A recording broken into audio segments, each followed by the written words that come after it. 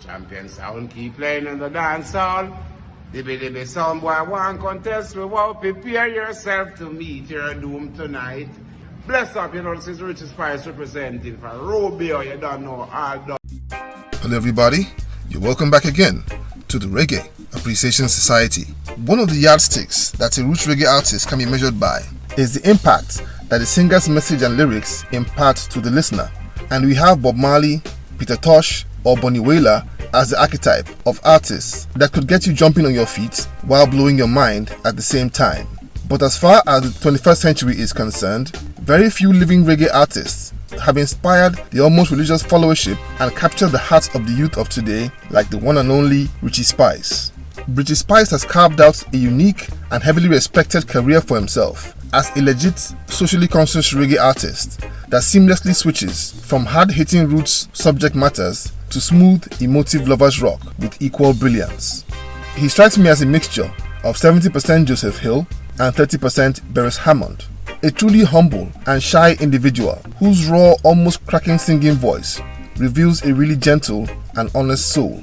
Even though he came from a musical family with 3 famous older brothers, he had to work extra hard to prove to industry gatekeepers that the quiet and reserved kid brother of big names like Spanner Banner and Pliers was truly a diamond in the rough. And once he got his foot in the door, there was no doubt that Richie Spice was indeed an international superstar in the making.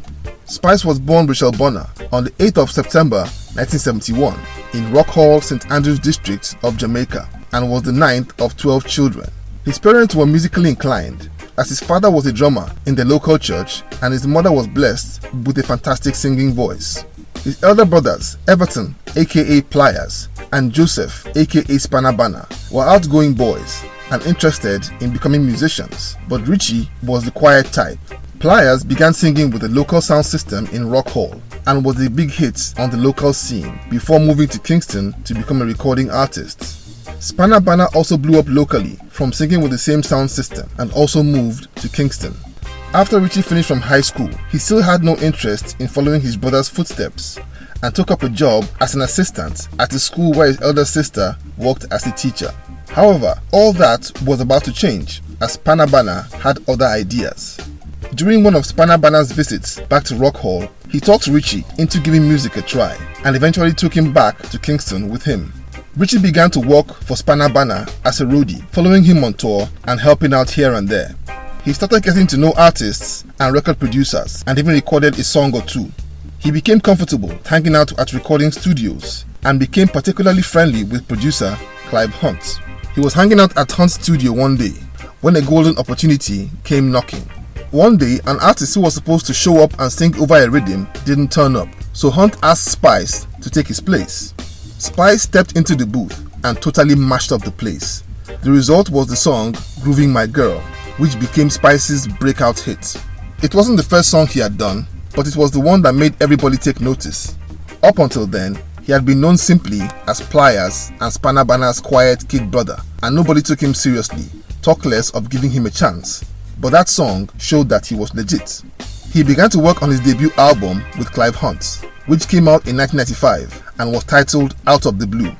It barely made any ripples in the market, but was a bold attempt that opened up a lot of opportunities. He began to tour with Shakademus and Pliers, who at the time were riding a wave as one of the hottest musical acts on the planet. His stock kept on rising, and he also began to tour with Rita Marley between 1996 and 1997, and eventually became one of her opening acts. This gave him confidence, stagecraft, and not to mention tons of experience, which he accumulated from working with Rita Marley. He released his next album, titled Universal, in 1999, as a now seasoned artist under the Heartbeat record label. It was a great compilation of songs, which included the brilliant El Taron Red, but due to poor promotion, the album also flopped. It was around the same time that he embraced Rastafari and began to grow his dreadlocks. After a while, he left his label and joined another outfit titled Fifth Element Records, owned by artist and producer Chuck Fender.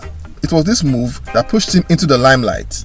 The music, which had previously failed to chart, was repackaged by his new management in 2005 into a new album titled Spice in Your Life.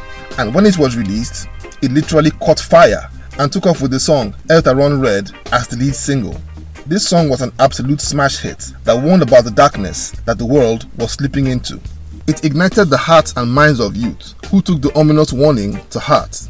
This album unleashed a tidal wave of hit songs that were heavily inspirational, thought-provoking, and simply brilliant, with tunes like Righteous Youth, Identity, and Black Like Tar.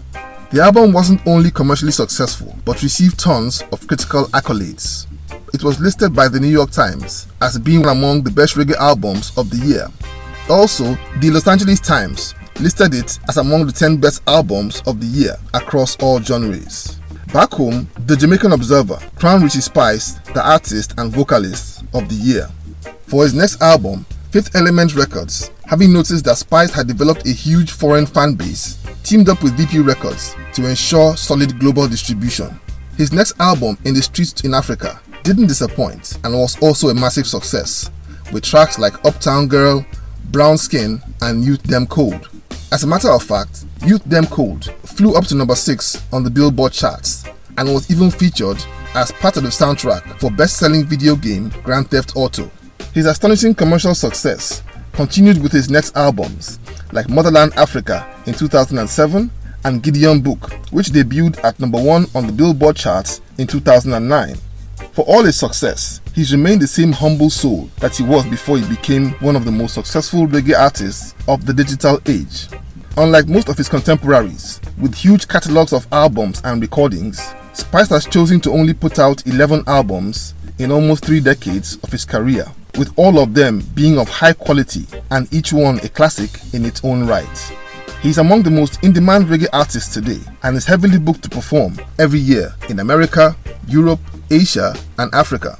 Speaking of Africa, he's found a second home in Kenya, where he has amassed an astonishingly large fan base since the release of the Spice in Your Life album and his first show there in 2007. Aside from imparting conscious messages in his music, he also puts his money where his mouth is, as he's passionate about philanthropy. Since 2014, he's given a portion of all his earnings to a charity called Food for the Poor, Jamaica.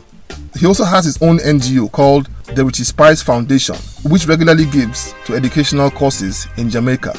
And Richie Spice today is one of the most influential artists of his generation and one who has never wavered from his musical mission, which is to spark the minds and hearts of young people in a difficult world.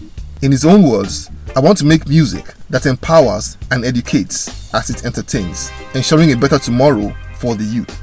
So there you have it. Thank you for watching the video today. Please leave a like, subscribe, and until next time, Jah bless.